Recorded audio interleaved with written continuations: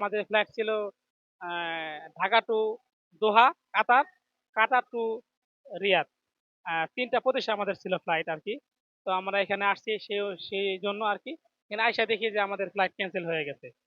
তো ক্যানসেল হয়ে গেছে এখন আমরা অ্যা পরবর্তীতে আমাদের ফ্লাইট কখন হবে বা কবে নাগাদ হবে সেটা আমরা জানার জন্য চেষ্টা করতেছি কিন্তু কোনোভাবে আমরা জানতে পারতেছি না।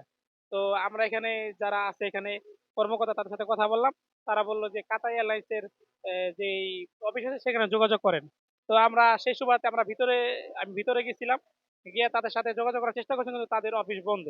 এখন আমার প্রশ্ন হচ্ছে যে আমরা কিভাবে জানবো পরবর্তীতে যে আমাদের ফ্লাইটটা কখন পড়বে বা কবে নাগাদ পড়বে সেটা আমাদের কিভাবে জানিয়ে দিবে তারা? সেটা কি কোনো এসএমএস এর মাধ্যমে? নাকি কোনো ইমেইলের মাধ্যমে? নাকি অন্য কোনো মাধ্যম আছে? সেটা আমরা আসলে জানার জন্য ইচ্ছুক। জানার জন্য আমাদের আগ্রহটা বাড়ছে।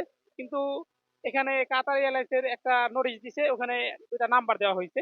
তো সেই নাম্বার এরকম নাম্বার আমি সহ আমার সাথে আরো যারা আছে যাবে, তারা অনেকে ট্রাই করছে এই নাম্বারে কথা বলার জন্য।